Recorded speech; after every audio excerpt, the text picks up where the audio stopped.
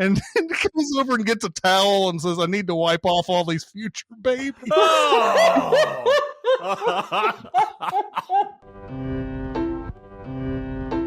Welcome to SinCast, presented by Cinemasins.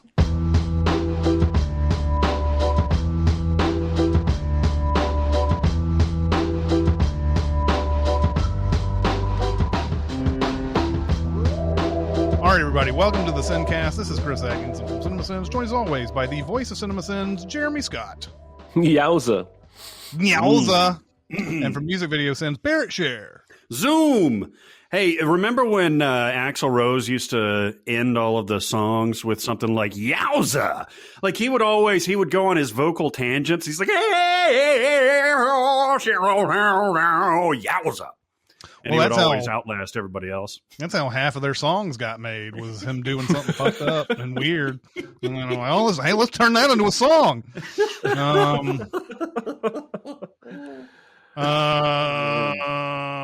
You guys got good and pissed off about something lately? I feel like I'm taking crazy pills! I'm as mad as hell! You've never seen me very upset. You can. I was only going out of obligation because Barrett pointed at me, but then I realized he might as well have been pointing at you. Because... I was pointing at anybody. Yeah.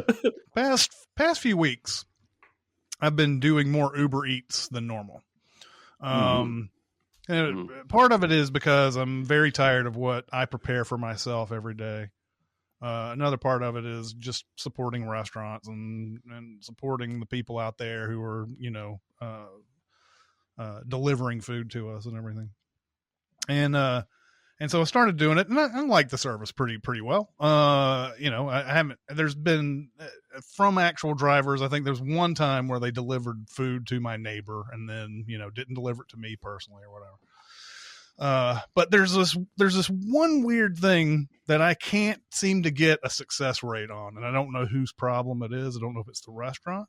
Don't know if it's the driver. Don't know if it's both.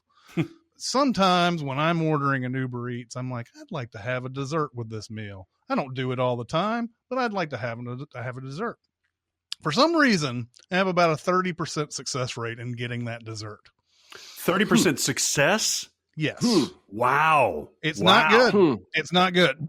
So I don't understand what the deal is. Like, I understand that maybe the restaurant gets the order and they're like, well, we'll make the dessert later because it's, usually cold. And then they just end up not doing it. And the Uber driver comes in and like sees the bag for the person that they're delivering for, and they just take it and just go. Don't even bother to see if there's other items. Or, it could be one of those things where I don't know. I don't know what the deal is, but I just never get it. I don't understand. Now, to Uber Eats credit, if you say I didn't get an item, you just say I didn't get it and it refunds you. I mean, that's right now that's touch and go because I refunded something last night and I still haven't seen anything that proves that I've gotten my money back yet on it. These desserts are usually like really, really expensive too, considering what they're, $6-7 for a fucking brownie or some shit. And so, yeah, I don't know what the deal is. I don't know what the deal is there. Why am I not getting it? Whose fault is it? And if there's an issue where you can't prepare the dessert for some reason because it's cold or because you just weren't thinking about it at the time or whatever, why even bother offering the dessert? I think there's some restaurants that just go ahead and say sold out on all their dessert stuff because they know that it's going to be impossible for them to send it. But yeah, man, I have zero. I don't know what the deal is. 0%. It's every once in a while I get it, and that's it. What if your Uber Eats driver is Uber eating your dessert? That is a possibility as well. I wouldn't put because it I'll be Uber honest. I'll be honest. I have not yet trusted an Uber Eats service or any of them, any food delivery service other than the standard pizza or Jimmy John's, then because those, I think I've said this before, because those people are employees of the food maker. So if something is wrong, I can go to the food maker Domino's and say, hey, your driver fucked up my pizza. Whereas if it's Uber Eats, I always feel like I could go to Uber Eats and say, well, I didn't get my pizza or it's fucked up. But then is it the driver's fault or did the pizza place fuck it up? And I just feel like there's too many variables there. Yeah. And also maybe sure. they eat your stuff. Yeah, for sure. There's definitely too many cooks in the kitchen when it comes to getting you your food. There's no doubt about that. You really think they're eating your shit? No, nobody's eating their shit. No, I don't think that. But no, I'm talking to Jeremy. I think the worst in people. I've seen one too many of those viral, I'm sure, exception to the rule things of like. There was one of like a dude leaning out a window in New York, and down in the alley there was an Uber Eats driver who was literally taking bites out of every dish and then putting the packages back together. Yeah, see? I'm sure that's the exception to the rule. I mean it, but I'm too terrified. I don't trust people. And but also your story reminded me of something. Back when you and I were working at Hollywood 27, I lived over in Antioch. I used to eat very bad food, and I used to eat fast food, and I used to go to Arby's. And listen, everyone who sells French fries should sell cheese dipping sauce for those French fries. They do it at Culver's, and they do it at Arby's. Only every time I would go through the drive-thru and order, 2 sandwiches of curly fries and a cheese dipping sauce, I'd get home and I wouldn't get the fucking cheese dipping sauce. And so I called after the third time this happened. I called and talked to the manager, and he was like, "I'm really sorry. If you come on down here, I'll give you, your entire meal, again with the cheese sauce." And I was like, "I appreciate that, but I don't want to drive all the way back down to you. I already made that trip. If you're going to put a price tag next to an item on your menu board and I order it, it ought to be in the bag. It's not something that you should forget, like ketchup or something, right? You charge me money for it." And ever since then, after that, I always got the cheese. I feel like the message was received, and he went and put a sticky note somewhere and said, "Don't forget the cheese sauce." And, sometimes I might have been a little angrier than I should have been, but, Jesus. You know what you did? You changed the world. The word hero is thrown out there a little too much. Yeah. But, sometimes you got to call it what it is. That's right. I'm sure there are other people that went through there after me who ordered and got their cheese sauce, and they never knew who to thank. It me.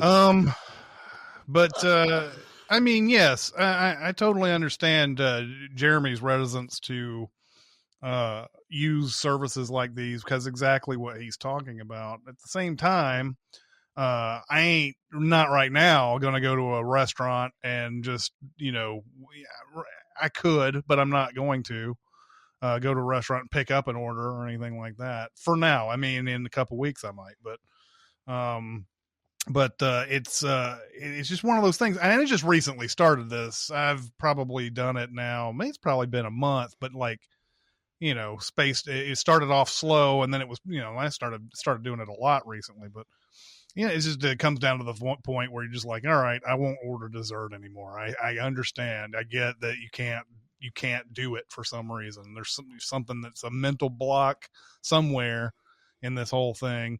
So anyway, yeah, it's nothing that I'm like super angry about. I just want to know, why is it so hard to get those? So my knowledge of the restaurant industry is basically limited to food programming and a few buddies of mine that are chefs or food service operators. But if I recall, like there is a sequence to firing the dishes, and dessert, of course, is always last. And I think it probably is exactly what you mentioned. Like, they make the main or they make the appetizer first. Everything hot and ready to go is packaged. And then either they forget later on the ticket because they're used to firing it at a certain point in the meal for each table. Or it could be that they just pick it up and get it off before they actually fire it. Yeah. But that is interesting. I'd never really thought about that because I don't typically get desserts, but it should be over 30%. Yeah, I mean, and the other reason that it's not the best type of service to use is there are so many service fees and so many different little additional costs that they throw in there. And I tip well. It's just that then they throw in that, $1.49 for a service fee, and then there's a delivery fee if they're busy. There's all sorts of little things that they throw in that, let's face it, the delivery fee is a bunch of bullshit that tries to dissuade you from actually using their service, because they're like, there's some restaurants that are, or it may not be the restaurant, it's Uber that's making this delivery fee the price. Like there's some that are like $14.95 for a delivery fee or something like that. And I'm like, you're basically saying don't go to this restaurant, right? Yeah, no kidding. That's a whole extra meal. Nobody's going to pay that. So you're basically just saying, and don't go here. There so many restaurants now, at least in my area, are doing these quick takeout racks, right?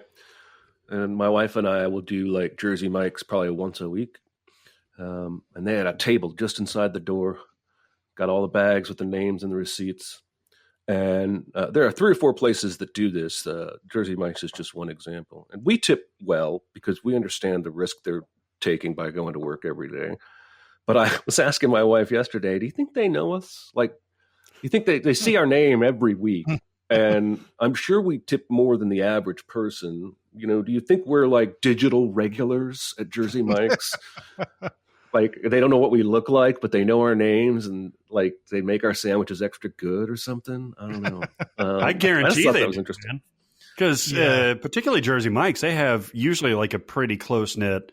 Like I always see the same people working there every time I go over there, and it used to piss me off because they would want to chat every time I went in there, because I also go in about once a week. And I'm like, dude, I'm here for a sandwich. I don't need to know about the Seahawks or like how your grandmother's doing. I hope she's doing well. There's a big Seahawks fan. There was one thing that upset me about Jersey Mike's. I used to go to the one that was close to Hollywood 27 all the time. Oh yeah. And I used to get this one sandwich, and I would get them to put it on the grill and heat it up and everything. I guess it was ostensibly a cold sandwich that I would get on and they'd put it on the the grill. There was one day I walked in and I was like, and I could have put it on the grill, and they said, "Oh no, we can't do that anymore." Fuck. And I was like, why can't you do it anymore? And they said something. I guess they're trying to imply that it fucks their ovens up, or it fucks something up, or something like that. And I was like, okay, I guess I just won't come here anymore. That particular sandwich, you want what you want. And that it being grilled that way was always like the big, selling point for that. Even though the sandwich itself is good cold, it's so much better hot. And, and it's like, well, you can't, why would you have an edict like that where the customer, isn't right ever, like, oh, well, it fucks up or what? It doesn't. Yeah, like, man, at Jersey Mike's at my old house, that was not a happy place, by the way. No one working there was happy, and my wife likes to get cucumbers and green onion or green pepper on the sandwich. Now they have that. It's just not on display at the station. You can see where they make your sandwich. It's over in the case with the meat. But almost every time I would ask for it, the worker would be like, and then walk over to the cold, like, oh, I made you take 3 extra steps, you selfish bastard.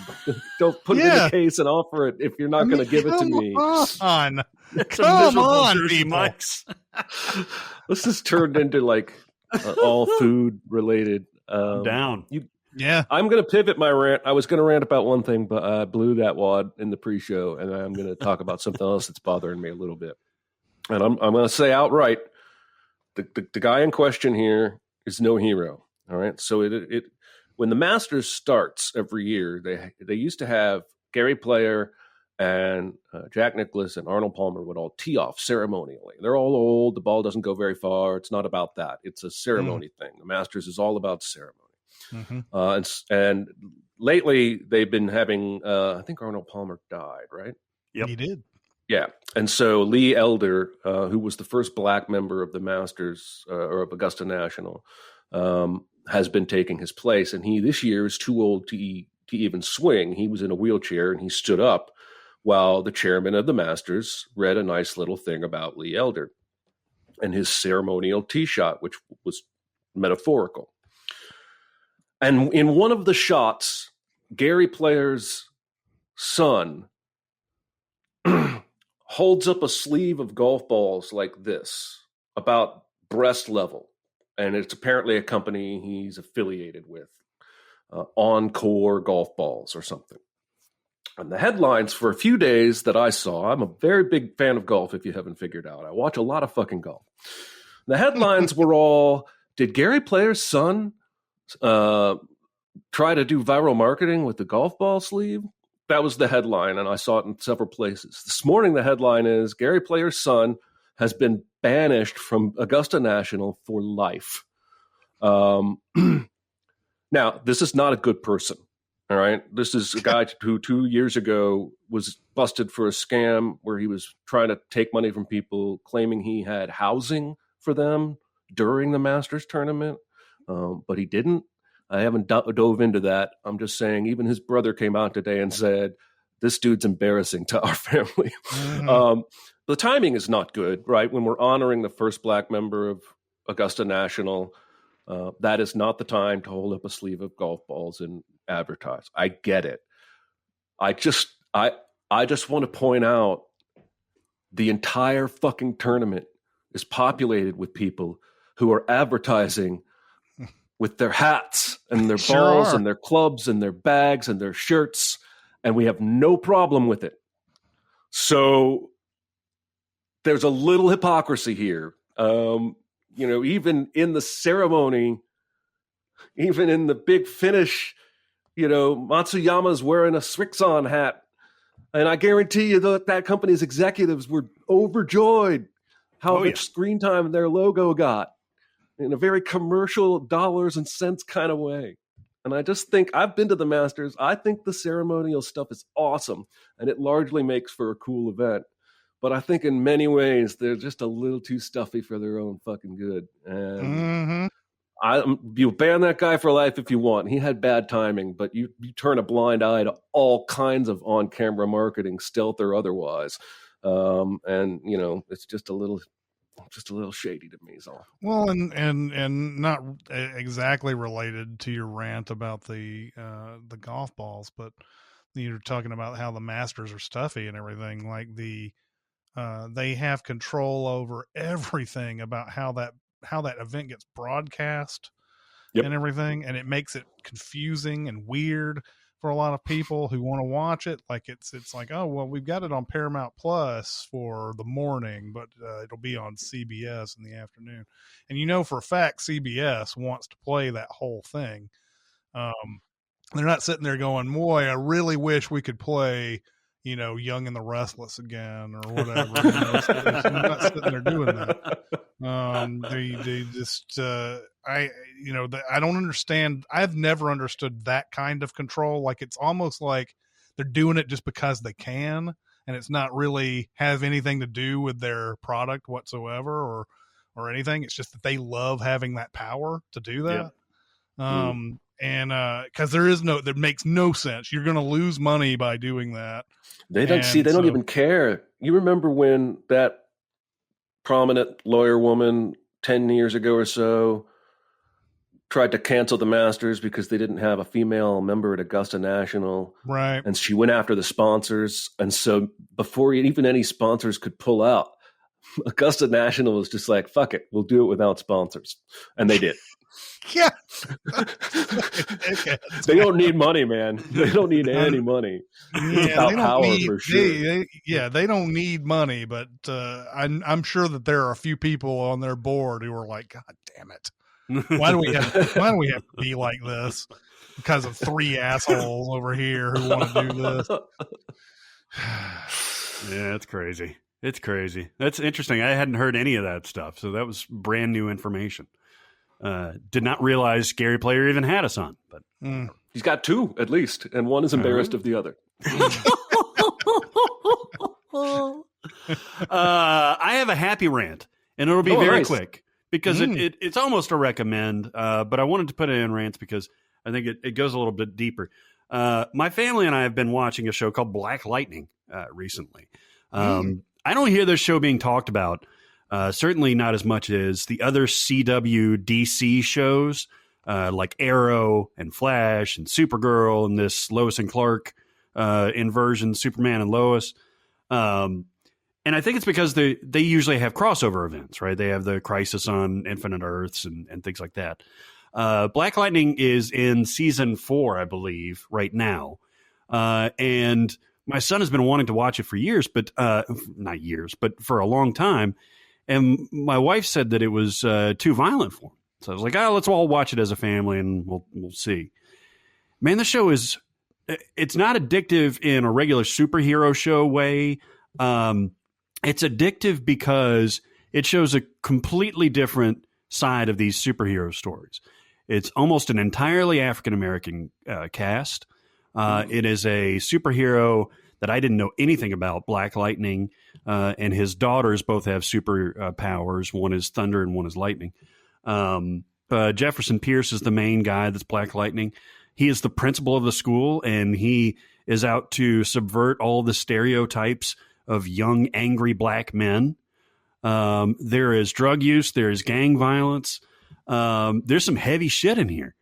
The younger daughter smokes weed a lot, but it's not a thing.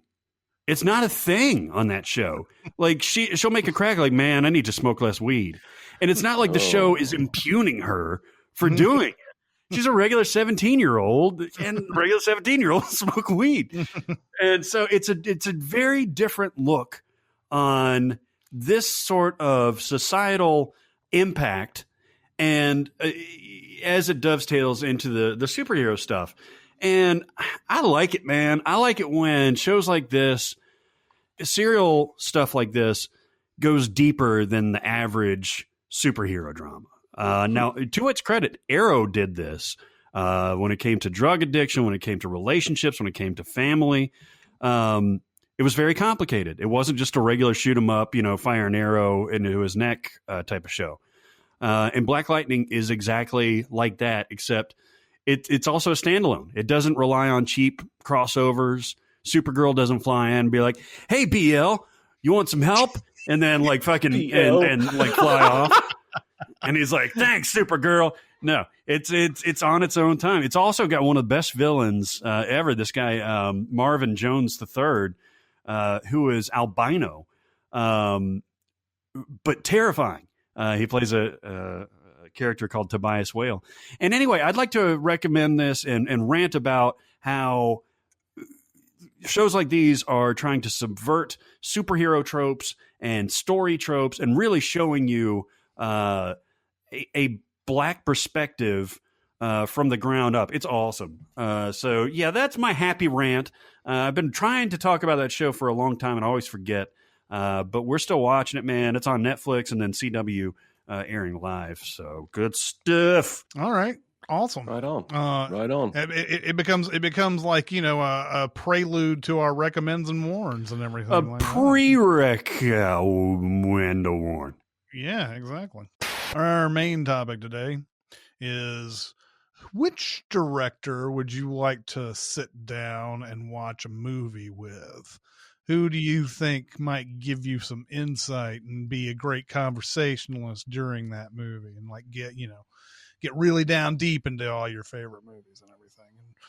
I don't know what our criteria is. I think we all have maybe some different criteria for what. I think we do have slightly different criteria. Yeah. Yeah. For who we'd want to watch a movie with and why. So it'll be an interesting exercise, I think. So who wants to start us off? Well, I dreamt this up. And so I'll go first. And my criteria was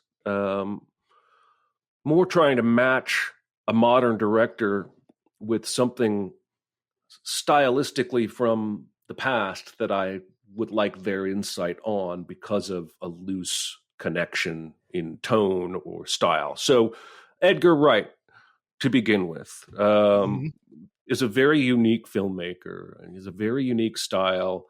A lot of it is in editing, movement of the camera. It's very whimsical, manic at times, comic. And so, my first answer would be I would like to sit down with Edgar Wright and watch maybe something like Buster Keaton or Charlie Chaplin, the kind of stuff that I would maybe guess he would cite as an influence. I don't really know. I haven't read too much about him. I'm just going on his style. And I feel like even if it's not something that was an influence, I would like to hear his input. I would like to see the moments that he calls out that aren't necessarily the most famous ones you've seen, where something is being done that I didn't notice. And so that was sort of my criteria, and I guess we can round robin it a bit, but that was my first answer. I'd like to see what he has to say about that kind of stuff. That'd be awesome. I mean, that would be fascinating. I think any of these like cinephile type guys would be great to sit down with. That's the reason why I put Tarantino at the top. Now, as an actual like guest at your house watching a movie, you may not actually ever get to see the movie because he's going to be sitting there talking about all these different things that are in this movie, man, and blah blah blah. One thing about Tarantino that I've always like, this is one of those questions that you can veer off into a whole bunch of other different things. I've always wanted to see Tarantino do a popular type movie. Like when there was talks about Tarantino doing a Star Trek, I was like, fuck yeah, let's see what his Star Trek looks like. And that never got off the ground, and I don't think it'll ever will. But but as a movie guest, I want to hear what he has to say about movies that are popular, well known, because every time you hear about Tarantino, he's like going off on some 1957 exploitation flick or something like that, and just sitting there just going, all right, yeah, totally, I can see why that totally was an influence on Pulp Fiction somehow. I want to be able to watch something like Jurassic Park with Quentin Tarantino. Oh yeah. Oh man. Yeah. And I want him to be able to dissect that movie. Maybe he hates that movie. I doubt it, but like maybe he hates it. But I want to kind of like, I just want to hear what he has to say during a big production. Anytime he mentions big movies, it's always in reference to his own work a lot of times. So it's like, I was up for Pulp Fiction, and Forrest Gump, was going to be the movie that year, blah, blah, blah. And he doesn't say anything about Forrest Gump whatsoever, which is what I want to hear. That would be hilarious. Right. I want to hear his comments on that. I mean, just hearing John Waters talk about Forrest Gump. I mean, it was as simple as, him saying like, he was saying, man, there's a lot of people I know who's like, I just can't watch your movies. They're so this and that or whatever. And he's like, well, that's perfectly fine. That's what happened when I started watching Forrest Gump, and I pressed stop 15 minutes into it. So hearing what Tarantino has to say about these kind of movies and everything, I think would be valuable, would be very fun. And especially since I know Tarantino likes the weed, he would, we could smoke some weed, watch Jurassic Park together. It doesn't have to be Jurassic Park, but I think that would be an excellent movie to watch with him. Sure. And have deep conversations about film while we're smoking weed. I love it. Speaking of weed, noted stoner Jordan Peele would be so much fun to watch a movie with. This immediately came to mind because he's so smart. He's so smart about filmmaking and his comedy. Every time I watch a Key and Peele skit, which he wrote a lot of those, I don't know what the percentages were, but he wrote a lot of them. There's always some different layer to it. Like there's always a stinger at the end of the skits that take it in a completely different direction, which I totally appreciate. It's setting you up for one thing, and then all of a sudden, like it moves to something else. And he's so smart about that I would love to watch like a satire with him. Classic satire like Dr. Strangelove, or more modern satire like Death of Stalin. I think would be hilarious to watch with him, because you can tell he gets things. I bet he's got a terrific laugh. And I bet he'd just be super fun and super, especially with something like Dr. Strangelove, where he'd be like, yes, here's what Kubrick did that I would like to do, or, this is how you set up a joke. This is how you do a proper pratfall, that kind of thing. I think that would just be awesome to just sit down with him for 2-3 hours and shoot the shit about some smart, funny movies. So that's my pick. I always thought that sitting next to somebody who's really, really has made a living making comedies, it's always it's one of those I don't know, it's some sort of ism. I can't remember what the word is right now, but to say that a joke is not funny when you explain it and everything. However, explaining jokes is very interesting, which is one thing that people leave out of that whole thing. It's like, yes, it will not make you laugh if somebody has to go, okay, well, here's the basis for this and blah, blah, blah, blah, blah, blah, blah. But people who really think about comedy knows that there's a whole bunch of different nuances to it that make certain things funny. And that's why it was, it was real fun. We didn't get to go in depth, but when the Cracked people came out here, I know that those people sit there and think about what makes something funny. Sometimes it's just taking a word out of something, or sometimes it's just like there's a lot of different little nuances to all that. So like watching comedies with a comedy person would be amazing. Yeah. It's like totally diagramming a sentence to me. Like I was always fascinated in diagramming sentences because you figured out what clause goes where and how they interact and all that stuff. That's the same thing about diving into the birth of a joke, or the guts of a joke.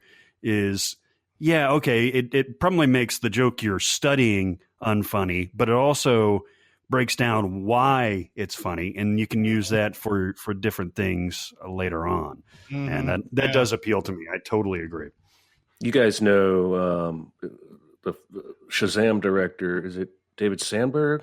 He has done a couple of video essays. Of course, we referenced one in our Sins video for Shazam because he had done an imitation of our voice in explaining why the kids were wearing coats, among other things. Well, he put another one out recently, just a day or two ago. It was outstanding, about setups and oneers, and when you can take a one shot and turn it into your second setup. And he used What Lies Beneath, and talking about how Zemeckis is really good at taking these one shots that go through a house and then turn and settle, and they end up being, the face shot over the shoulder of one character, and then there's only one other setup to here. That guy knows his shit, and I think it's fascinating that I feel like there are two kinds of directors, right? People like that, people who are diagramming the sentence, so to speak, when they're directing. I'm going to put this here because of this reason and this reason, and it's going to look good because of this. And then I feel like there's another subset of directors who are like, I'm going to put the camera here because that's where I want it. And they were told in film school, you need to start with a wide shot, then you need to have a medium shot, then you need to do your close-ups, and then that's what they do, and then they move on. Yeah. So I have at least one more. We're going to do another round. Sure. I am choosing David Ayer. Now, he is most recently known for Suicide Squad and Bright, which were not very well received. Prior to that, he directed in this order: Harsh Times, which is a Christian Bale movie I really like; Street Kings, which has Neo in it, which is the same movie. End of Watch, and then a movie called Sabotage, and then Fury, that Brad Pitt, Shia LaBeouf tank movie. He directed that? Yes, and he also wrote Training Day, Dark Blue, and SWAT. So I feel like his lane is gritty cop crime stuff, right? For the most part, that's where even Suicide Squad and Bright even could be classified in that genre. And so I want to sit down and watch something that is from that genre before his time. So my first thoughts, not going too far back, was Copland. And then I thought if we go back further, maybe Bad Lieutenant or maybe even French Connection would be something that would be interesting to Lieutenant, get. That'd be crazy. I just feel like, he's drawn to these, these morally, gray or dark cop hero characters and that world and what that does to being what that does to a person being a cop and where every day your life is on the line. At least in End of Watch it felt that way. So I would like to see a movie like, I think maybe The French Connection would be the pick ultimately, and just see what, again, I think I have my own cliche favorite moments or insights. I want to hear what somebody with knowledge and experience in making movies, has to say about the moments I overlook in something like The French Connection. That's true, but also it would be awesome to hear his feedback on the car chase, how to position the cameras and how to get the angles, how fast to go in the car, that kind of thing. That would be fucking dope. Well, and especially since they didn't have any permits to do that scene, they just did it. Yeah, man, and you could throw the Dirty Harry movies in there. It would definitely be fun to pick his brain on all of those for sure, and see which ones were the ones that really got him into that sort of this is what I want to do when I make movies too. Yeah. Have you guys ever seen I think it's basically a long commercial that Martin Scorsese did in 2007 called The Key to Reserva, where he is emulating a Hitchcock film. I would recommend this, by the way. I'm sure you can just find it online, no problem. The Key to Reserva. It starts off with him talking to somebody who I think is supposed to be a film historian or something like that. And he's like, this is some long lost script that Hitchcock wanted to do, and we're going to do it here. And it ends up just being a big long commercial for I think it's wine or something like that. However, Scorsese goes through this thing and he has a lot of it is shot like a Hitchcock movie all the way through, very well imagined and everything, and it's got all sorts of inside jokes and things to other Hitchcock movies throughout the thing. So watching a movie with Martin Scorsese, especially Hitchcock films, a lot of these older classics that I know that's what Scorsese sort of bases his whole thing on, because he's always been that kind of guy. I think he was one of the people who brought what was that? Was it The Red Shoes? Is that what it was called? He was one of the people who restored that movie, The Red Shoes, which is a really good movie, by the way. And he's always been a champion of this. But watching Hitchcock films with Scorsese would be incredible, especially considering all the work that you see that in this The Key to Reserva, where he's emulating things. And a lot of times you're sitting there watching it and you go, how do you know to shoot the movie in this particular way to make it look so Hitchcocky? Because there's so many little shots and they're that's exactly how Hitchcock would have done this shit. And knowing the exact depth of field and where to put the camera and what the actors are doing and everything. It's funny watching The Key to Reserva in 2007. I didn't know who Michael Stuhlbarg was, really. Didn't know who Christopher Denham was. Seeing and Simon Baker is in this too. Oh, Watching it, and I watched it recently because a friend of mine emailed it to me. I was like, oh yeah, I totally forgot about that. But yeah, I think that would be fun. Scorsese and Hitchcock films. Yeah, man. Good call. That's a student of film, not content. That's right. Student of film. That's correct. Student of film. I tell you what, man, I'd like to have an excellent action director watch an excellent action movie.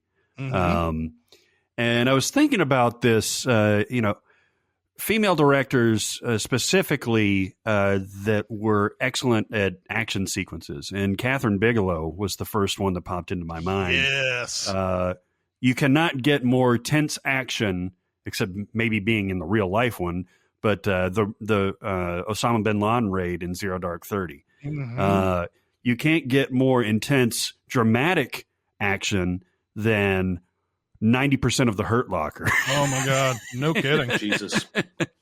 So I think it would be outstanding to watch something like John Wick 3 in particular was one of my favorite movie going experiences of all time because I was with you guys and our friend Patrick, and to watch that movie and those stunts and those action sequences with a director that does thoughtful action, and to see if she gets the same delight as I do watching that whole thing. And she could break down, like, I can't believe they used that, or they went with that angle, or they did that. Man, that would be so fucking cool, because you would get the enjoyment of watching the movie, but then you would get the insight on, like, this is a pretty spectacular stunt, or this stunt actually looks a little harder than it is. Maybe it's just like, all that horse kicking shit is CGI anyway, so that's all bullshit. But I think that'd be fun as hell. And Catherine Bigelow should be talked about as, the world's best action directors. She just puts a lot more thought into her films, specifically Hurt Locker and Zero Dark 30, than you would get with standard typical action movies. Yeah, definitely. Katie Biggs. Katie Biggs. All right, everybody, it's time to talk about BetterHelp. Yeah, it is. Yes, it is. It's BetterHelp time, baby. I keep hearing about people.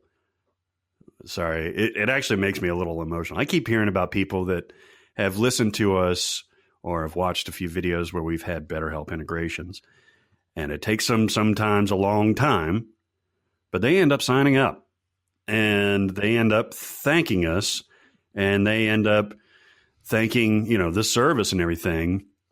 And that touches me deeply, because I know you hear us talk about this service quite a bit, but it's because we appreciate it and we support it, and we are all the way behind it. I use it. A lot of us use it. So anybody that does get this message, it gets through, and you're like, all right, I'm just going to do it right now. Thank you guys for hearing us. And I guarantee you can get something out of it, especially given what you put into it. BetterHelp is a great service, folks. Listen, I think one of the things that's hard for me individually is that sometimes people misunderstand our video content, right? Or don't like us, quote unquote. That's not easy for me. It's one of the things that drives my anxiety, is that I've always wanted everybody to like me. So naturally, I started a YouTube channel called Everything Wrong With. But this has been such a good match at BetterHelp and our podcast, because we've always been very open about mental health and therapy, and it's always been an important issue to us even before BetterHelp came along. And we like to advertise products that we use, and the more we use this product, the more value we see. And I think all the stuff that we deal with online, I'm not the only one that gets some of that. It's all worth it to me if one person starts going to therapy, because that means we will have impacted one person's life for the better, and that is a feeling that likes on a video could never bring. And so when we do get these notes from people that Barrett's talking about, we take it to heart. It makes us tear up. It means a lot. It really does, because I know how much it can help. And the fact that BetterHelp offers you a way to do therapy your way from home, if you want to do on video, if you want to do text, you have options, and you don't have to get in your car and drive anywhere. And it's just been a really good fit, and we're really big fans. BetterHelp, HELP.com/SinCast gets you 10% off your first month. Jeremy said it best, man. It is a virtual counseling service that employs licensed professional counselors. Mine could not be better and could not have helped me more since I've been using this. So go to BetterHelp.com/SinCast and thank us, Slade, or don't thank us at all. But do it. Just sign up. Well, let's go to our recommends and warns then. Totes Amazeballs. They're great. It won the Academy Award. Oh, for what? For best movie ever made. Ooh, anyone burning? I'm gonna go ahead and warn a movie that Jeremy a couple of nights ago brought up. Oh no! Yes, the movie is called Endings Beginnings. And it's one of those, typical, Jeremy.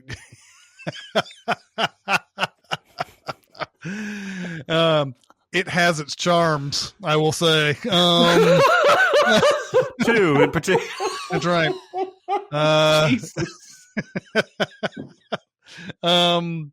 No, it's a typical, Jeremy movie that he somehow, some way saw this movie, like found it. I don't know how. It's on HBO Max. You watch movies like this. This is one of those movies where you're like, how did they get people to want to make this movie? How did they pitch this? Like, if I'm an executive and they're like, well, this is about this woman who breaks up with her boyfriend and then moves in with her sister and her husband.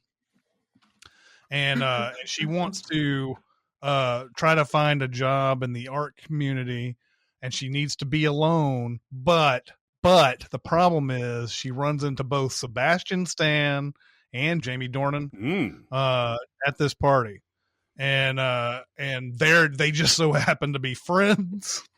But we never once see them together. Actually, maybe one scene we see them together talking in this movie. And basically it's going to ruin her plan that she's just going to be by herself and try to find this art job that she just so desperately wants and blah, blah, blah. I feel like this movie, really, really it loses its own, like, I don't know it seems like there's a more interesting, avenue they could have picked on this, because the one really good thing it touches on in this is that when she's going around looking for jobs, she puts on her resume, I was here at this place for 6 months, and that's a huge red flag to these places that are trying to hire her and everything. By the end of this movie, we find out that the reason she was there for only 6 months was because there was a dude at a party who may or may not have raped her, and she doesn't know. And she had to leave because that dude was working there. And then, and she actually, eventually goes and calls HR and says, I worked at this place for 6 months and I wanted to stay longer, but I couldn't. And here's why. That story is the most important part of your story, I feel like. Instead, they made it about, okay, well, I'll fuck Sebastian Stan, and oh no, wait, I'll fuck Jamie Dornan now, and oh, who's my real boy, who's my boyfriend out of this, and all that. And there's even, and since this is a Jeremy movie, I'll go ahead and just spoil the whole thing. Awesome. She ends up getting pregnant and not knowing which guy it is. Yeah. And there's a whole sort of there's a whole story about, should she have an abortion or whatever. And she's like, I'm going to have this kid. And then, Sebastian Stan is like, do you know whose baby it is? And she goes, it's mine. She's mine. She's my baby. Which is a cool line, but like, it seems like it's lost the plot. Like, I don't feel like this is the story that they should have pursued in this whole thing. If they wanted to make an erotic drama, I don't know if it made it to that really. Like, it's, you know what I mean? Like, it's got nudity in it, but it's not like, it's not, I don't know. There's a scene, this may get cut out. this may get cut out. This is so fucking sickening to me. Jamie Dorner, after like just pile driving her in the bed, you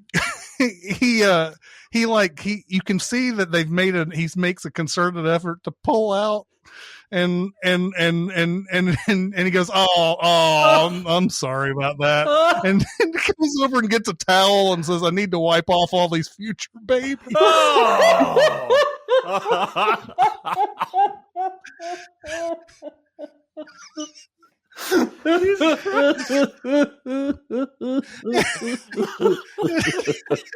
That's not getting done.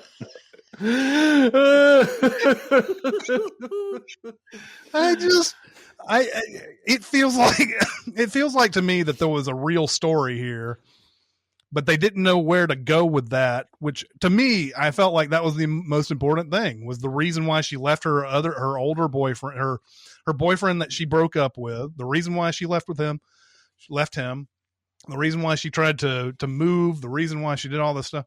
Like, that seems like to be the more important detail in this. That romance thing just doesn't make, it's not devastating that she's dating both of them at the same time.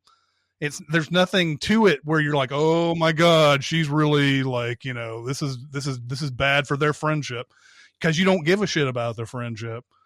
It doesn't matter which guy she's with at any time, because it's like, I mean, neither of them are good, really. Again, how does this movie get made? That's the thing I want to know. I want to know what the pitch is that a studio goes, yes, this is what we will make, because this is going to do wonders for us for some reason. Like, there's so many movies out there, so many interesting movies out there that don't get made because it's not certain, it doesn't check certain boxes. How does this movie check the boxes? That's what I want to know. That the movies that do get made, that they somehow checked some sort of boxes, like, it's gotta be like who you know. Again, we go back to this whole thing. Some person had an idea and had a friend who's a producer, and a producer was like, do you think we could maybe conjure up $10 million for this movie? Yeah, sure. Fuck it. I don't, who cares? $10 million. Is this new? Yeah, 2019, I think, is when it came out. So I thank Jeremy for the heads up about this movie. And I ended up watching it because I had trouble sleeping the other night. So I was just like, all right, I'll just go ahead and watch this bullshit. That's what was going through my head the whole time. I was like, how did this movie get made? Oh my God. Jeremy, be honest, did you watch the entire thing? I'm sure I did, but I wasn't all there. You've seen it 3 times. I mean, I'm sure it was on the TV for its duration, but I was doing other shit too here on the computer. So I see. Mm-hmm. I've got a Recca Warn that I'll make brief because it's a fairly old movie. It's a 2003 movie. And it was prompted by a Reddit post. I've been spending a little more time on the subreddit, the Cinemasins subreddit recently, and I forgot how awesome that community is. Very cool. Yeah, we've got like 25,000 people subscribed to it now. So there was a question on there, dual question about Rick and Morty and the Mexico Trilogy. The Mexico Trilogy being Robert Rodriguez's kind of long-running series that includes El Mariachi, Desperado, and Once Upon a Time in Mexico. Mm-hmm. And it got me thinking about these because I haven't watched those movies in a long time. So I remember my favorite of them being the last one. So I went back and watched that. I do remember El Mariachi. El Mariachi famously was shot for dirt cheap, I think for like $15 or something like that. Yep. It was all it's one of those that always goes across the map. They say this and then they say that. And $7,000 was the figure that I heard for the longest time, but who knows? Yeah, exactly. And it was all Robert Rodriguez's friends. It wasn't, it weren't professional actors or anything like that, but it's a pretty good movie. It's a pretty, especially for how indie it is. This was the early 90s where you'd see people like, Tarantino making his first stuff and Kevin Smith making his first stuff. And it was interesting. Desperado got a lot of press back in the day. I mean, it was huge. And for the life of me, I never really understood why. Yes, it was a little gonzo with all the weaponry and everything. Yes, Antonio Banderas is super sexy. Yes, Salma Hayek is super sexy. But it was way overblown in my mind. It was very pulpy. And so Once Upon a Time in Mexico came out really at the height of Johnny Depp's popularity. This is post Pirates of the Caribbean, the first one. He's in all of this stuff. This is long before any allegations of abuse and stuff like that. And he is essentially the star of this movie. It's not Antonio Banderas as El Mariachi anymore. Salma Hayek's dead. And, basically, there's a little Mickey Rourke in there. There's a little other guys in there. But Johnny Depp is basically this movie. And at the time, his performance pissed me off a little bit because it was so over the top. It was so over the top. He's got this thing where he orders a pork dish in every restaurant in this town in Mexico.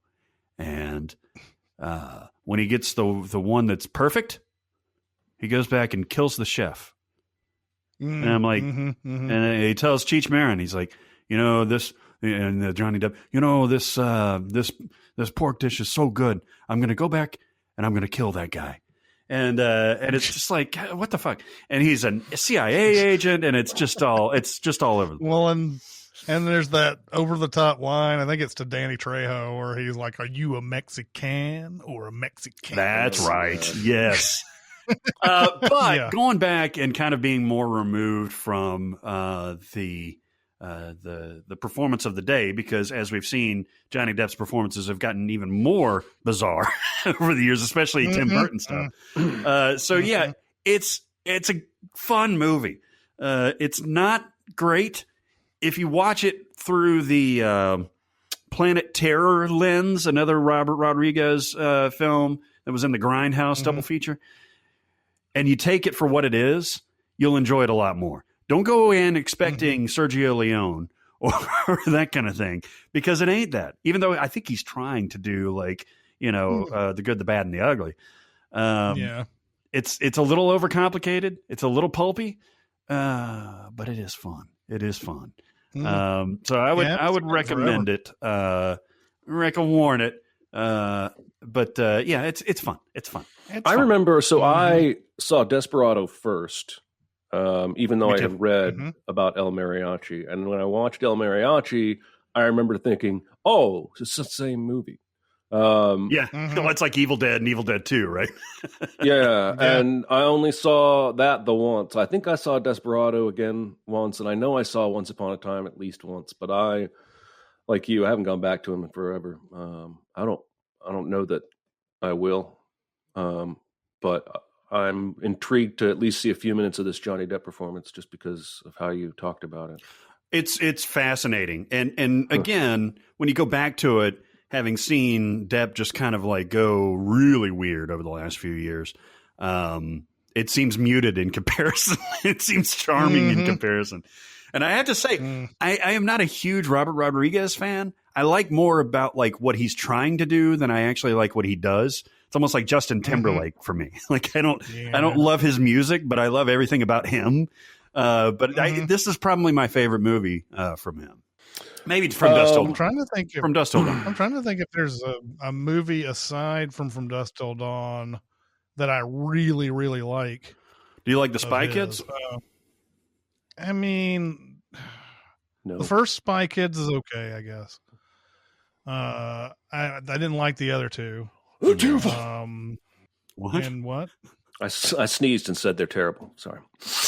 Yeah. I should be less subtle. And you know, you have Alita Battle Angel, which is okay. Oh, that is good. Yeah. I don't like Sin City at all. I never saw the Machete full length. Those are feature. fun. Yeah. Alita, that was good. I'll pick that one. Yeah, and he did The Faculty, which I haven't seen in forever. I loved it when it came out, though. It's the same movie as Teaching Mrs. Tingle and Disturbing Behavior and like every late 90s movie. But this one has a synthetic street drug inside of hollowed out ink pens, and I think that makes it totally different. Is that what they're aliens? Yeah. They're aliens, right? Yeah, well, they're like body snatcher aliens, yeah. Exactly what Barrett was saying. It's just like all those other fucking movies. Yeah. That came out at that time. It might be the best one though. That's Actually, out of that group. probably so. So maybe I do like his stuff better, more than I thought. There's a great Jon Stewart role in that movie. There is. Yep. I'm gonna start with a Warren. I'm gonna go with a Warren. This is a 2012 movie called The Words. Ever heard of it? Me neither. No. I have heard of it. Shit. In fact, when you wrote the name down, I thought for sure I may have even seen it. But I read the synopsis on this thing, and I was like, no, I did not see For the this. record, don't try reading the Wikipedia synopsis. It's 95 paragraphs long. This movie... I don't never understand. I don't either, man. I just need 3 paragraphs. Give me the gist. And yet, when people write these long Wikipedia things in the plot synopsis and everything, they sometimes miss really important things. Like I wanted, like sometimes I'll be watching a movie and I'm like, wait a minute, why are they doing this? And you go to the Wikipedia thing, you're like, oh, surely they wrote every detail there. And it's like, they just like gloss over it as worse than the movie does. Yeah. Saving Private Ryan has like 12 words for the I'm going to give you the cast here real quick, the main hitters, because you will, I think, be saying, like with Chris's movie, how did this get made? Dennis Quaid, Jeremy Irons, Bradley Cooper, Zoe Saldana, Michael McKean, J.K. Simmons, Olivia Wilde. Wow. Damn. This is a movie about a guy. Okay, I'm just going to give you the plot. This movie's boring and sucky, and I watched out of pure, unadulterated, morbid curiosity. It opens with Dennis Quaid reading to a lecture hall from his own book, a bestseller. All right? But as he reads, it switches to Bradley Cooper, who is playing the character in this book. All right? There's really no reason for this narrative structure except for the stupid ending, which I'll ruin. Nice. So Bradley Cooper is a struggling writer, and he gets a job at a publishing house so that he can, pitch books, but he's like a mail clerk. But apparently that's a thing in the movie that people do. You get a job on the lowest end of the totem pole at a publishing house if you're a writer, and eventually you can slip your manuscript to somebody. Seems like long odds to me, and maybe a good way to lose your job, but apparently this is how it's done. But he keeps getting rejected every time he submits his stuff because he's no good. He's literally, I'm assuming, just a terrible writer, but he tortures himself over his writing. So he marries his girlfriend, Zoe Saldana, and they go on their honeymoon to Paris. And they happen to love antiquing in Paris, as one does. So they end up in this antique store, and he picks up, I swear to God, the scene cuts to them inside the store, and he picks up an old leather briefcase, and she walks up and says, "I'm buying it for you." I'm like, what the fuck is happening? So they go back home, and he's hating himself for being a shitty writer, and as one does, goes digging through this briefcase. Maybe there's a secret compartment behind the fold. There's a whole manuscript of a book in there that somebody wrote and left there and never published. And it's an awesome book. It's amazing. And so what does Bradley Cooper decide to do? He decides to type this book up word for word on his computer just to feel what it's like to write a bestseller. By retyping. He's literally just typing something somebody else wrote because he thinks, and this is an important plot point, because he wants to feel what it's like to write something good, even though he's not writing. It makes no fucking sense at all. So he files it away and goes back to his shitty life delivering mail and getting rejected. Only one day, his wife goes snooping on the laptop. And what does she find? A book. She knows he's been writing. He's never shown her anything. She's going to read it because that's what you do. She, of course, loves it because it's an awesome book. And then she pushes her husband, Bradley Cooper, you have to submit this, you have to submit this, you have to submit this. And Bradley Cooper, being a fame whore, decides to submit it as his own book. And of course, the publishers love it. They want to publish it ASAP, and it goes on to be a bestseller. And he's a famous writer now. And one day he's on a bench at the park, and Jeremy Irons sits down, and through one of the longest scenes in the history of cinema. Has he met Jeremy Irons at this point, or No. is Jeremy Irons? Well, we have, the viewer has. Jeremy Irons sits down. The viewer has, because Jeremy Irons plays both the writer of the original book and plays the flashback of the character in the original book when Bradley Cooper is reading it. So we've met him that way, but Bradley Cooper has not. And in one of the longest scenes in history, he says, basically, I'm going to tell you a story about a guy who wrote an awesome book and the pissant who's found it and published it as his own. And Bradley Cooper's like, oh, no, now I'm going to be tortured for 30 minutes of the movie because I have guilt. It's like Limitless, only with limits. And he eventually gets so tortured, he tells his wife, and Jeremy Irons just wants to punish him. He doesn't want credit. He doesn't want money. He won't let Bradley Cooper do anything for him. He just wants to punish him for his soul. And the story is that Jeremy Irons, when he was younger in the war, met and married a French lady in Paris, and they had a kid, but their kid died. And that caused them to break up. And then he wrote this beautiful book. And when she read it after he sent it to her, she was so moved, she decided to get back together with him and took the train to meet him. And they reunited, and she left the fucking briefcase on the train, and it was gone forever. Gone forever, I tells you. Gone forever. Finally, Bradley Cooper tells his publisher, I didn't write this book. Of course, the publisher's worried about a lawsuit. He finally convinces Jeremy Irons to help him, work together to try and reprint the book with his name on it, give him credit, what have you. Jeremy Irons dies. Remember Dennis Quaid? Yeah, I remember. So Dennis Quaid is then basically confronted by Olivia Wilde, who's in the audience. Yeah. And she's like, I think your book is true, and you stole it from some other old guy who actually wrote it. And they never really say yes or no. The end. Don't waste your time, people. Yeah. It's interesting. This movie on the IMDb, and I know ratings are, a thing that we can't quite condense into, well, is this a good movie or not? But 75,000 votes on this movie. It's got a 7.0, so people do like this. You know what? I've seen this. Oh, no. Oh, yeah? No. As you were describing this plot and the actors, I was like, I've totally seen this movie. And I watched it with my wife probably a couple of years ago. And I felt the same way. It's just so long and boring. It's a 24 on Rotten Tomatoes. So just, take that. Yeah, that's IMDb such a weird score. discrepancy. Like, that's such a weird discrepancy. Yeah. Like, even the audience didn't like it when it came out. I don't know. There's just a lot of attractive people in there, between Olivia Wilde and Bradley Cooper and Zoe Saldana. Well, and to Jeremy Irons. just sort of go a long way to saying that this movie might not be good.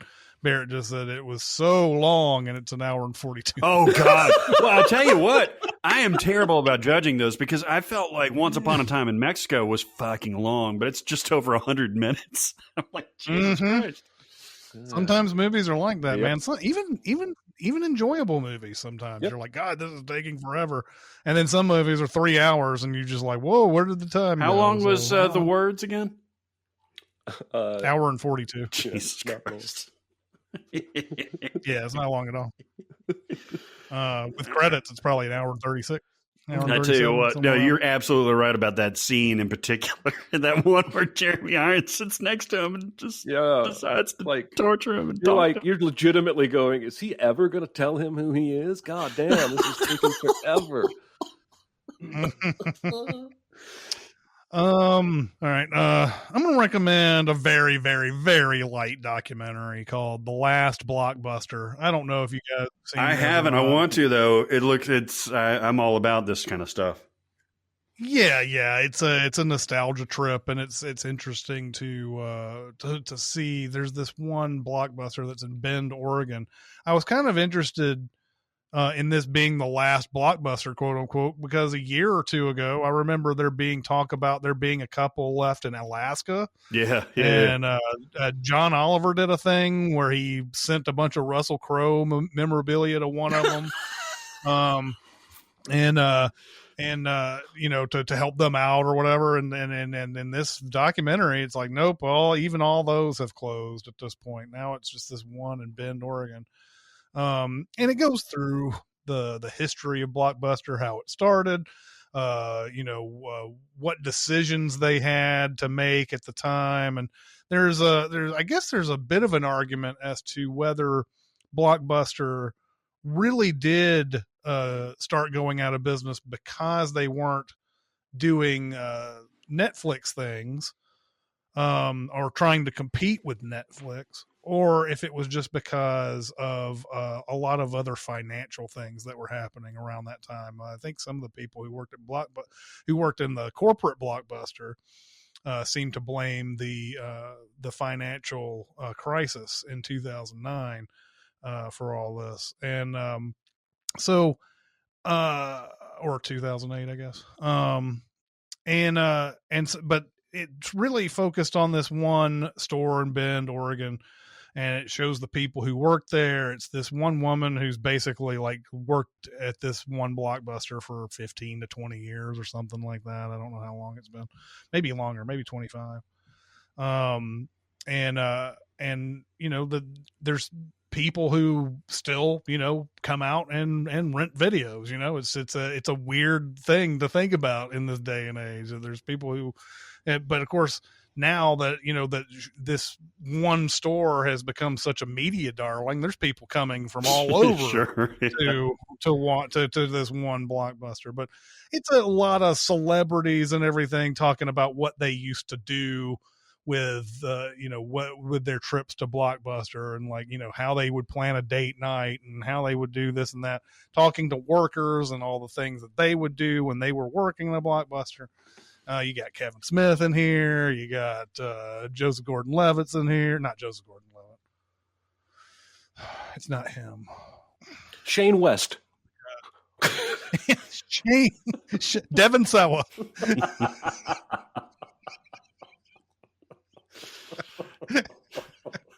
Iona Sky, Brian Posehn, Doug Benson. Doug Benson is pretty well featured in this. Paul Scheer, Jamie Kennedy, Lloyd Kaufman, who runs Troma, has a really fun rant about Blockbuster in this. He does not like Blockbuster one bit, so it's a fun thing to see what he says about the whole Blockbuster thing. But Adam Brody is in this. And Lauren Lapkus is the narrator and shows up a couple of times. But anyway, it's an hour and 26 minutes. It's a light documentary. If you grew up in the age of Blockbuster and in the days where you had to actually drive to a place and get a physical cassette and to watch your movies and everything, it's fun.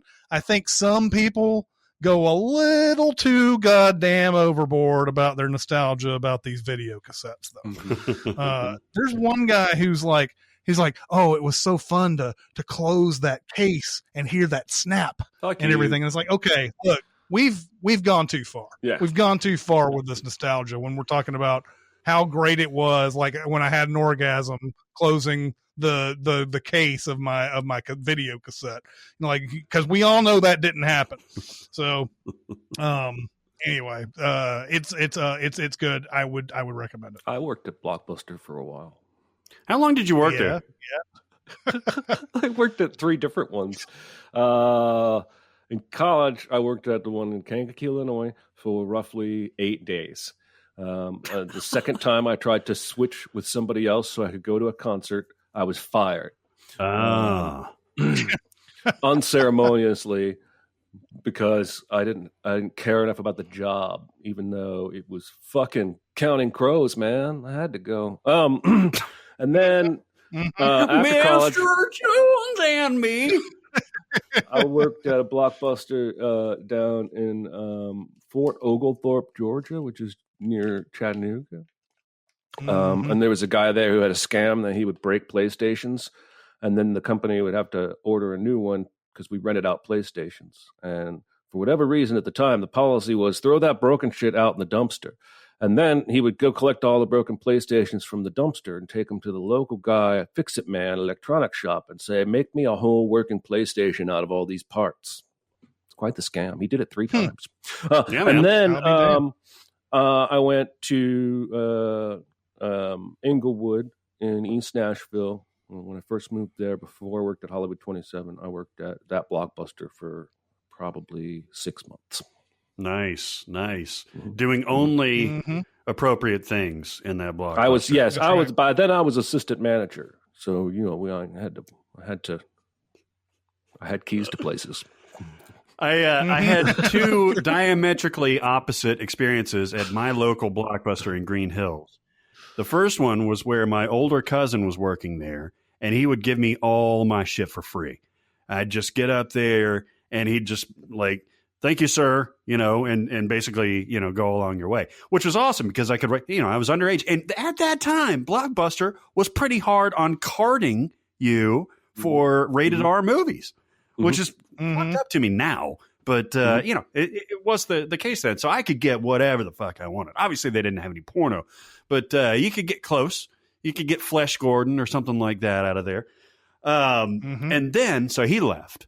I keep going back to my local Blockbuster.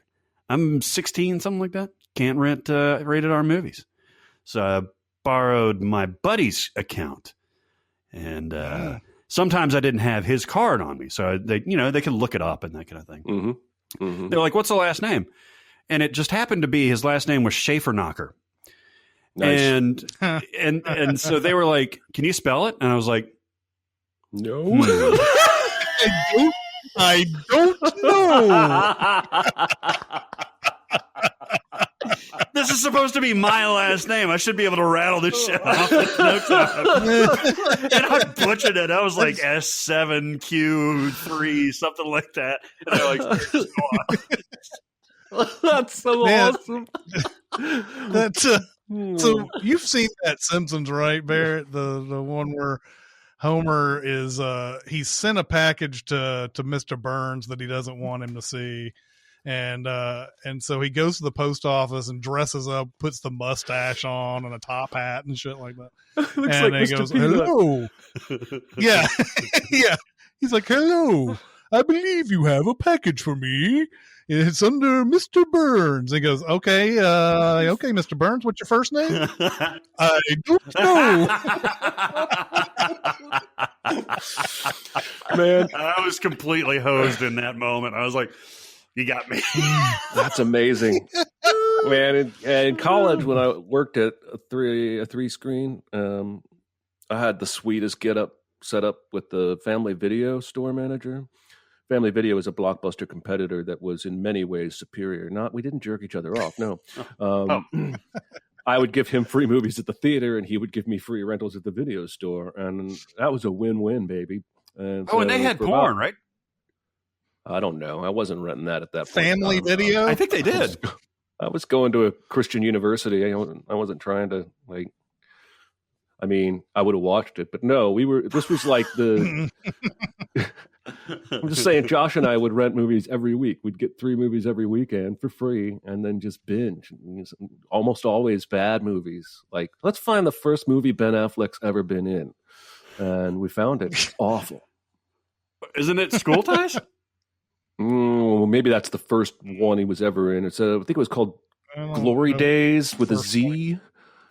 Oh, shit. That sounds right. Wow. Let's see. That may not have been his first. 1995. I'm right about the title. Hey, French Stewart is in this. This movie was awful. A lot of people are in that. He's in Field of Dreams, uncredited. Wow. Yeah, it's not his first because like stuff like that. And then he was apparently on in School Ties before that. Dazed and Confused. And he was a child actor. He was in a movie in 1981. Huh. Yeah, this is the same year he made Mallrats. So. But anyway, that was one of the movies we rented that we were like, that was terrible. Let's do it again. All right, everybody, it's time to talk about Clear VPN. Clear VPN, folks. Okay, I'm going to be honest with you. I've never used a VPN before. I knew what it was, but I never took advantage of what a VPN is because I just kind of do my normal internet stuff. So I downloaded Clear VPN, CLEAR VPN, and it's got this wonderful interface to it. It's got this thing that comes up, and it's got shortcuts to different things. So you go to a VPN, which essentially kind of puts you in a different place virtually. And it's got little shortcuts where you can watch Oscar movies. You can watch Netflix and other streaming services from different countries, which has different content available. You can watch sports on different platforms internationally. It's very, very cool, man. And so now I am a VPN convert. And I got to tell you, Clear VPN is smooth. It's fast. It's effortless. It's secure. You can hide your IP address. You can access any content, secure your online interactions. And, of course, our audience, movie fans, you can go to the shortcuts for Netflix and HBO and be able to look at the premieres and new content there. They've even got one for Best Picture nominees for the Oscar. So, now that you've heard me talk about it and gush about it and lose myself over it, you know you want it. You know you want it. Go to my.clearvpn.com/Sendcast. Here's what you're going to get, folks. You can get 25% off a premium account. Get you a premium account. That gives you the whole kit and caboodle, right? And they've got this cool thing where you can do a monthly, or you can do a yearly, or you could do a 2-yearly. But it's 25% off my.clearvpn.com/Sendcast. It's the only VPN that you need. Go ahead and try it now. I'm not going to spend a lot of time on my Wreck-A Warren because we've talked about this movie before, but I did watch Moulin Rouge again. Or I should say I watched 40% of Moulin Rouge, and then I got a fucking headache because that movie is so loud and so manic. I cannot take it. I can't. It's not wrong. Take it. I can't. Not wrong. I can't. Baz Luhrmann is just not my kind of guy. All right. I think The Great Gatsby is my favorite movie from him. Oh, you take that. And that's saying something. I can't take Romeo plus Juliet. I can't take Moulin Rouge. I just can't do it. I said Wreck-A Warren because there is something. He's definitely just said, I'm going to fucking go for it. And I respect that, but I can't hang. I can't hang with that, man. It's like taking meth and then snorting some Adderall off a hooker's ass or something. It's just too much. It's too much. Does it have to be off the hooker's ass? Absolutely. Oddly, I know exactly what that feels like. Oh, shit. Anyway. I may be in the minority here because I love this movie. And I know what you're talking about because it is one of those crazily edited, especially super lavish and yelly type movies. Baz Luhrmann really liked him some John Leguizamo for some reason. And Leguizamo is one of those performers who will just go all out for you, and even as annoying as it gets, he'll do that. I mean, he plays that Toulouse-Lautrec, whatever, and it's just, but they just keeps he does a lot of like hyper editing and everything like that. But I've always really liked this movie. And I haven't seen it probably in a couple of years, maybe 2 or 3 years now, but every time I pick it back up, I get right back into it. It's one of those movies that it can do no wrong now. Every time I watch it, I'm like, yep, I like this scene. I like this scene. I like this scene. I like all that stuff. So my wife came in yesterday and Talented Mr. Ripley was on. And whenever we order food, I mute the TV and then we focus on the computer when we place an order. And she walked in and she goes, "You watch this movie a lot." And I said, "Every time I see this movie on the guide, I stop and watch it. Every fucking time. It's just become one of those movies for me." I understand. All right, I'm going to make a recommend because I'm very rarely lately been full-throated in a positive direction, and this is not a new movie, and I've even talked about and praised this movie before, but I watched it again recently and I can't say enough good things about it. It is 2011's Warrior with Joel Edgerton, Tom Hardy, and Nick Nolte as the primary, and Frank Grillo's in there a lot too. This is directed by Gavin O'Connor, who may be a name you don't recognize, but he has now directed 2 of the best sports movies of all time with Warrior and Miracle, the hockey film with interesting. Kurt Russell. He also directed The Accountant with Ben Affleck and The Way Back with Ben Affleck. He is not a nobody. And Warrior is about mixed martial arts and 2 brothers from completely different points in their lives, both dealing with trauma from childhood in different ways, and both end up contestants. Both have completely different fighting styles. And I'll be honest, and please don't take offense at this, I could give a rat's ass about mixed martial arts in general. I could give a rat's ass about boxing. I have a good friend who's really into both, and so I've seen plenty of both. But I don't care. I don't care about it, and you're not going to reel me into your movie by making it about mixed martial arts. What reeled me into this movie was somebody, I think it was Dicer or Chris, saying, "No, that's an A+, you should watch it." And so I did. I don't really want to spoil too much of the plot, even though it's a 10-year-old movie, because I really think the journey of each brother is kind of the point. And you don't have that amazing ending in the ring if you don't sort of go on their journeys with them. But suffice to say, their father was an asshole, Nick Nolte, when they were kids. One of them left, the other one didn't. Neither one of them had it really great being apart from each other.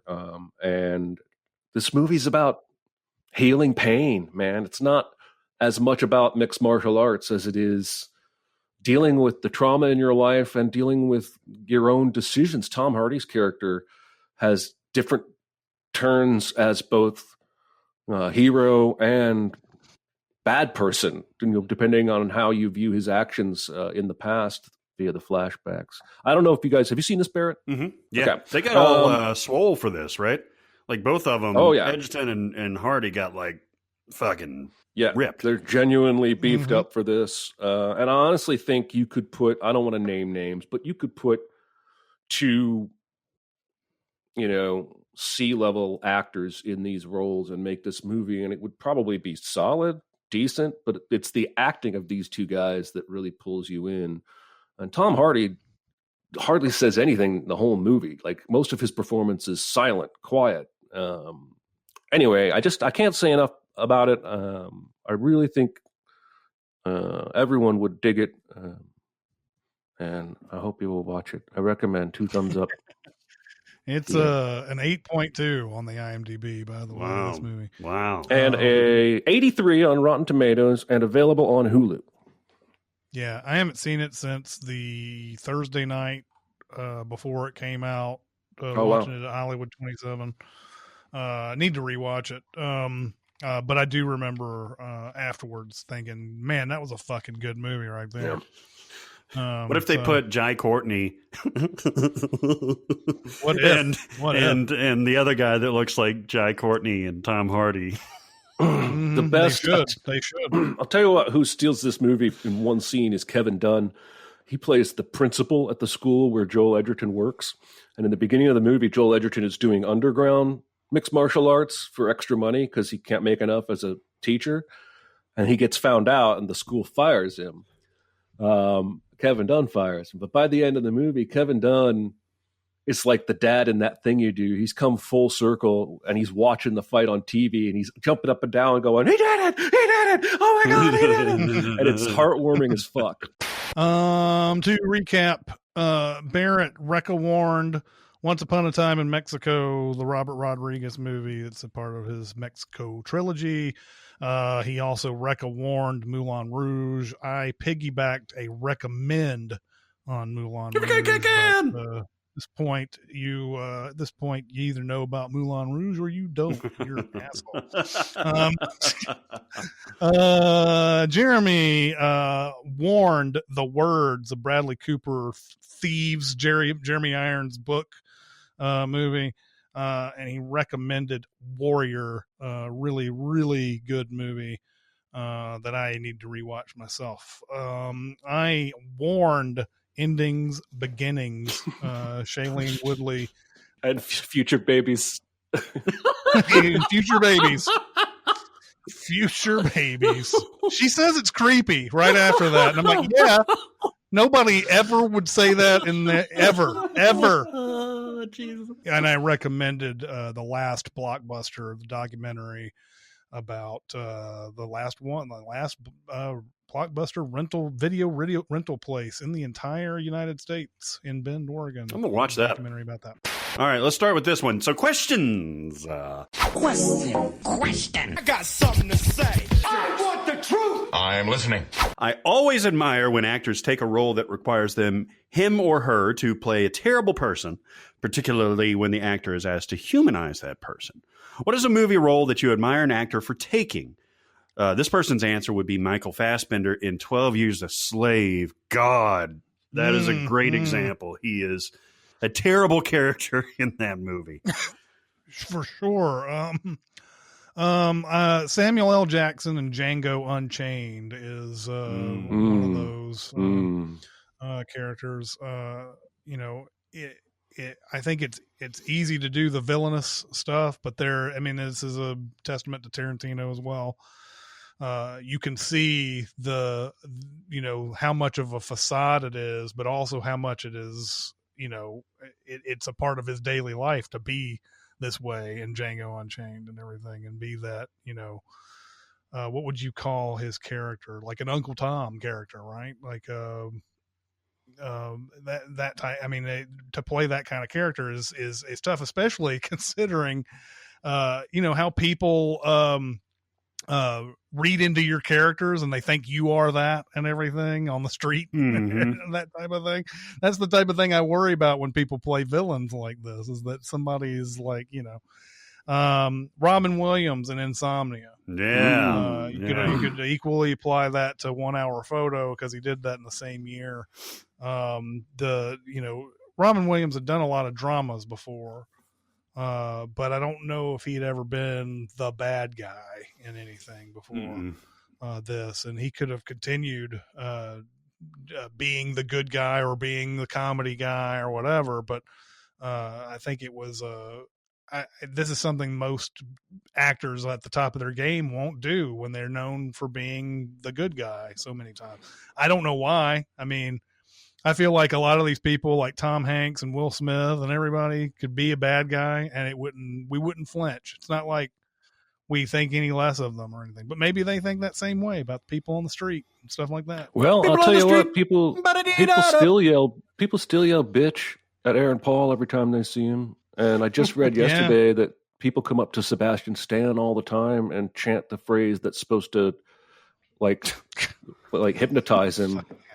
And so, but I just thought of one that wasn't on my list that I'm going to put, and I hope Barrett didn't write it down, but it's, honestly, everyone should be commended for playing characters in this movie, because this movie shouldn't have been made. but it's Stanley Tucci and the Lovely Bones. Oh God, it's like, yeah.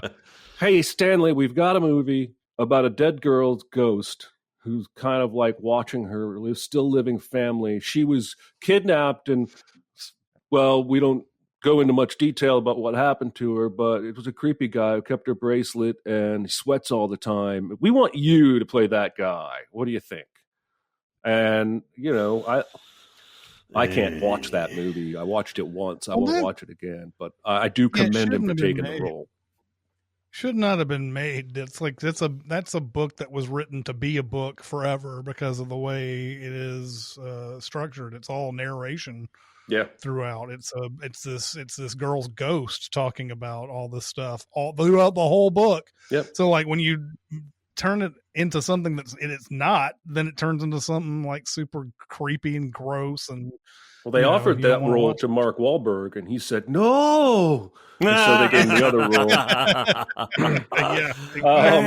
role. Another one I thought of is for a different reason is Steven Seagal and Executive Decision. Because this is at the height of his Seagalness.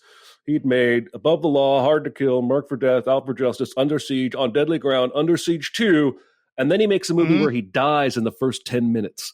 Tell me how that had to be an ego pill to swallow, right? Because the next movie he makes is he's back at it. It's The Glimmer Man, and then he makes Fire Down Below and Exit Wounds and The Patriot, and he was the star of these movies. And Executive Decision sets him up to be the star of this crew that's coming to rescue the plane, and then he's dead. And although I don't know if it really does, because the trailers showed that part where he was like, they did, yeah, where he ejects himself away from Kurt Russell and you're not going to make it. You are. And they did it right at the end of the trailer. I still think it's big of him to take that role at that point in his career. No, I agree totally to do that. And it also, we are built to not believe what we see in a trailer like that. We expect him to just show back up in that movie by the end of it, but he doesn't. He fucking dies. He's dead.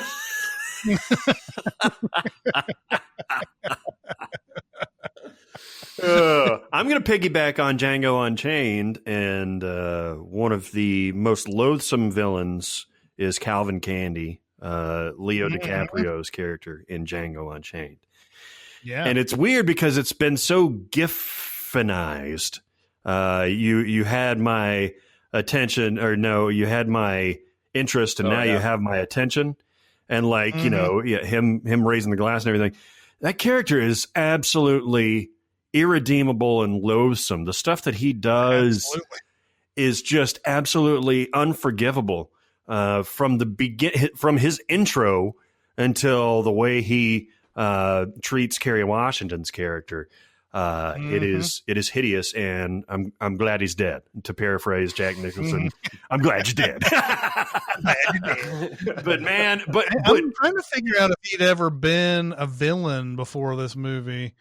I'm trying to think. It's certainly not on this level. I mean, no, you've got to be. But I don't know if he's ever been I don't think he's ever been a bad guy. Period. Until this, probably not. Probably not. Because and then you could say he kind of was, I believe, later in Wolf of Wall Street, even though he's still the main character in that movie. So it's hard to tell whether or not the movie thinks he's a bad guy. I think he is, but it's but I don't think he's ever been that villain like that before this. So that's another reason why it's so like it's brave in a way, even though, again, like I said, more actors should do this, I feel. Well, I agree. And, to me, he's the crux of that movie.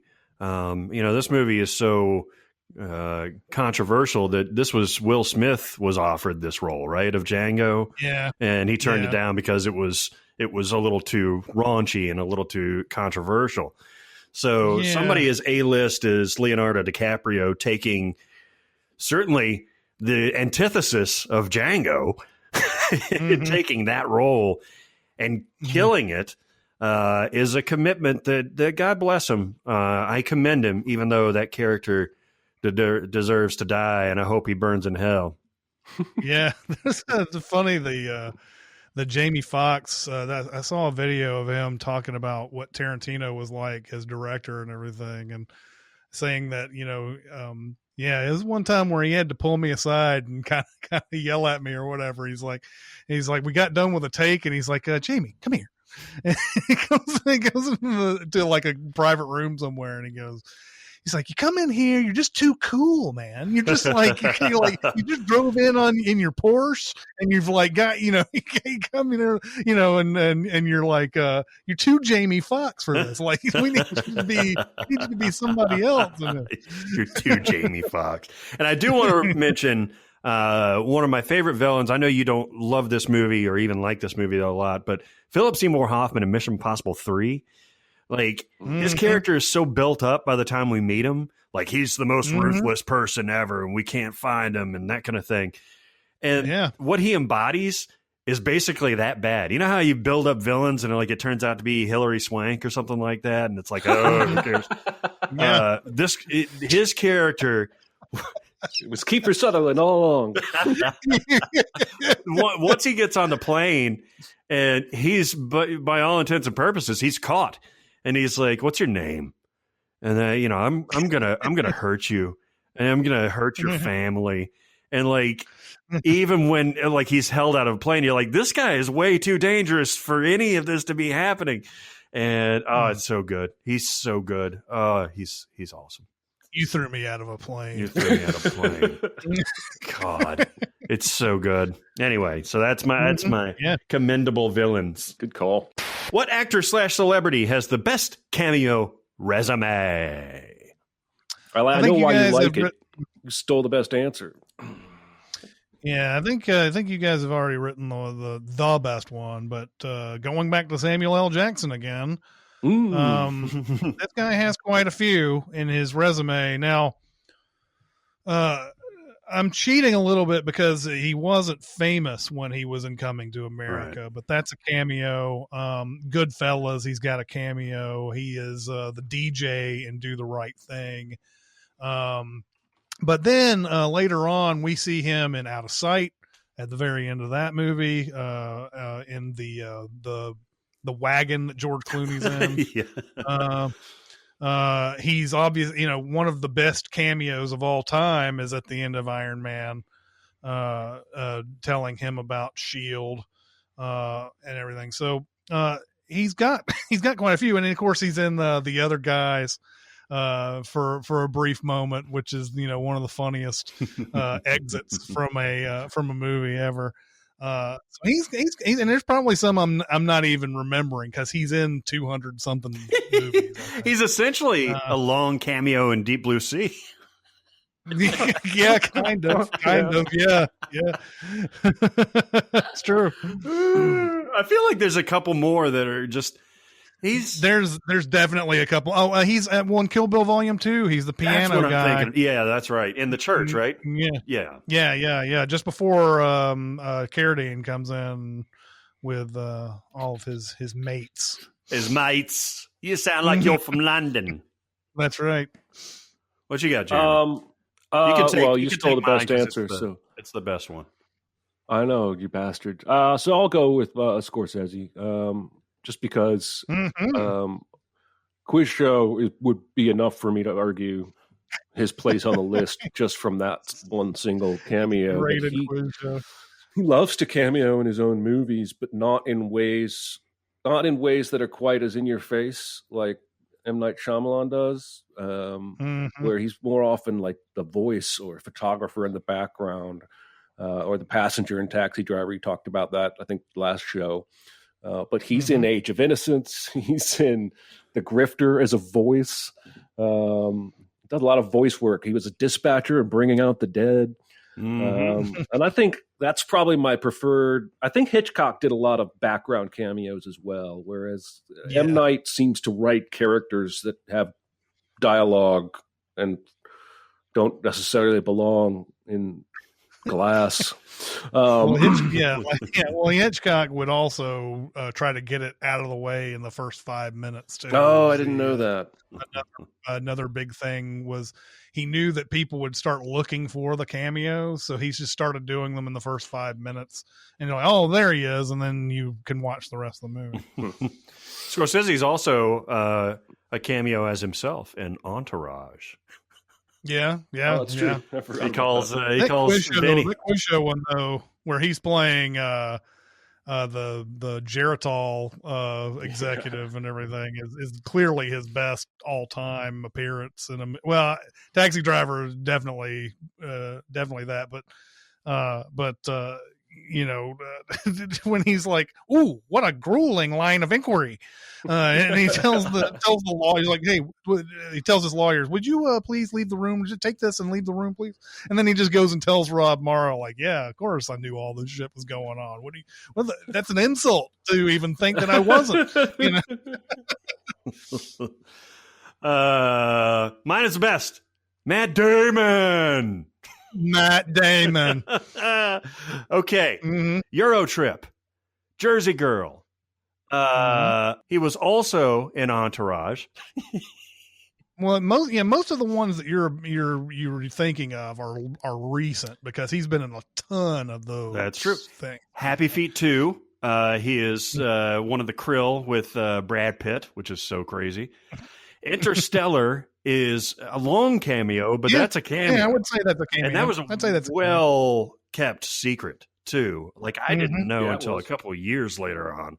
I knew there was a cameo, but I didn't know which one it was. Of course, Thor Ragnarok, when he's playing the acting version of Loki. He's in Deadpool 2, heavily made up as the redneck guy. Which is funny. He's credited as being Dickie Greenleaf in that movie. Did you know that? I did not know that. And then, of course, Jay and Silent Bob Strike Back and Reboot. He's a cameo. He and Ben Affleck Ben Affleck has like 3 cameos in Jay and Silent Bob. He's played so many characters in the View Askewniverse and everything. Same as Jason Lee shows up as couple characters. Exactly. So yeah, he's the leader, man. And you gotta imagine that this dude is just so much fun to work with. Like, he just seems like a generally good guy, like a smart guy, talkative guy, easy guy to work with, and apparently doesn't have a huge ego because he can cameo in these little things and nobody notices, like in Deadpool 2. And it's awesome. It's awesome. I tweeted about this, but did I tell you guys about when I was watching Talented Mr. Ripley and after he's killed Freddy and the inspector shows up and is questioning him in his apartment? The way subtitles work sometimes is when somebody's off camera, the subtitle will tell you who's speaking since you can't see them. And when Damon's character, who is Ripley, goes to change his shirt in the other room and speaks to the inspector, the subtitles call him Dickie. Oh, really? I just think that's a fascinating choice to make because he is actually impersonating Dickie in that scene. And that's a subtitle person that's paying attention, man. I thought that was fascinating. There's a lot of weird things with subtitles. A lot of times I'm like, are you ready to reveal that yet? Oh, yeah. The villain speaks. Right. But it also gives you information that the movie itself never gives you, like the names of certain villains and stuff like that, where they're like, Electra, of course it'd be Electra, you would know, but like it just, it would be a villain and you're like, oh, I didn't even know that's what they were calling this villain in this whole thing. That's going to do it for this week. Keep going to SinCast presented by Cinemasins on Facebook. We're also on Cinemasins Twitter, Music Video Sins Twitter. We're on Discord and we're on SoundCloud. If you want to get on Discord, you can go to the Facebook and Did Facebook. You say that's right? You go to the Facebook. I'm taking the V back. God damn it! Social network. It'd be funny if they rebranded with all the negative press. They're like, wait, let's go back to the V Facebook. Well, yeah, it's a lot better for us.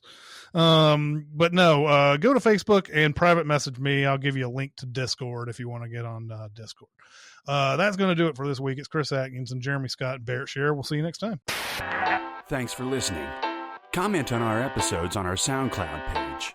Check us out on YouTube, Twitter, Facebook, and Reddit.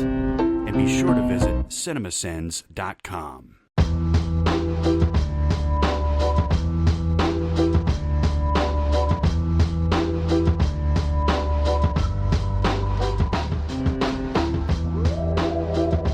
I feel like every time, I feel like we're in this sort of group too. If we're not everything to everyone, then we're useless to them. If we don't have the exact 100% correct opinions in their in their opinion, then we've lost them in some way. And I don't know how to live like that. I mean, to me, I like generally give people chance after chance after chance after chance. And then if it's just a regular thing, then you start going, okay, well, I don't need this person in my life. But it shouldn't even get to that point though, because Steven's tweet wasn't even being super ignorant about anything at all. I mean, you may think he is because you've got all your knowledge and your experiences behind you, but all you have to do is say, oh, well, I think that it makes sense because blah, blah, blah. That's all you have to say. You don't have to say you're a piece of shit because you had this opinion. And people take these opinions way too seriously. People take an opinion that's like, I don't know how you can judge a person's content of character by a tweet. Like they make it seem like that's not only are they saying one thing, but there's a giant subtext of things that they're saying that's not even in there. At the absolute worst, that's an opportunity to say, oh, interesting. Here's how I saw it. Yeah. And there you go. That's all and you Twitter's have to do. just never going to be that place. Yeah. That's all you have to do. That's all you have to do. There's absolutely no reason to go and search for flaws in people's character and think that they're a piece of shit because they said this one thing. Like, you really are walking a tightrope these days. Look, I think the whole fight against cancel culture and all that stuff has a lot of is being approached in bad faith in a lot of areas. But there are some things where you're sitting there going, my God, if I don't say just the right thing, then I'm going to lose hundreds of thousands of people. And with no, I had no idea that it was bad or that it was, Like Billie Eilish posted a doodle she drew in high school of boobs and posted it to Instagram and lost 100,000 followers in a day. It's so that doesn't make any sense at all. Why? Because you tell me. I'm just saying, ridiculous. That's how unpredictable it is. Like, there's nothing. Okay, so if I look up Billie Eilish boobs, great, here we go. Jesus, yep. Why don't you look up drawing instead of boob? Do you know how to Google? Let me help you. Why?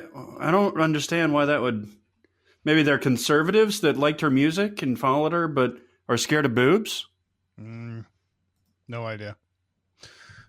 God bless her. Those are great boobs. It's pretty ridiculous. What? Those are great boobs. Did you guys see the documentary on her? There's too many documentaries about famous people right now. I think it's on Apple TV, and I don't think I'm ever going to get Apple TV. Apple TV can suck me. I have not. I have not. I got it for I think it was when we wanted to review Greyhound. Yeah. So I went ahead and got it. I mean, I looked at how much I pay for streaming, and it's like, okay, I pay a lot of shit for cable. Okay, I understand that you're adding this on top of that. I don't pay very much for streaming at all. Streaming is fucking nothing. Streaming's nothing. I mean, it's per month. You put Apple in there and you put, Amazon and Netflix and Hulu and all that. It's like, he's right. Yeah, paying about $40-$50 for all that.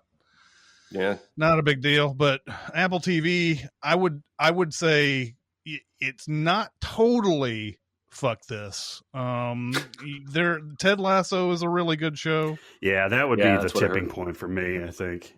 And there's something about their interface. I think they play everything in like some beautiful 4K too. So like anytime I want to watch a movie, it looks better on that than it does on any other thing. I mean, Amazon, I guess, can do it too, but Amazon's gotten weird on my end, at least. Yeah, I don't know. Just everything looks better on that Apple TV. I don't know what's going on there. This is up the resolution or something. I don't know. Wasn't Apple behind that Will Smith movie that just pulled out of Georgia?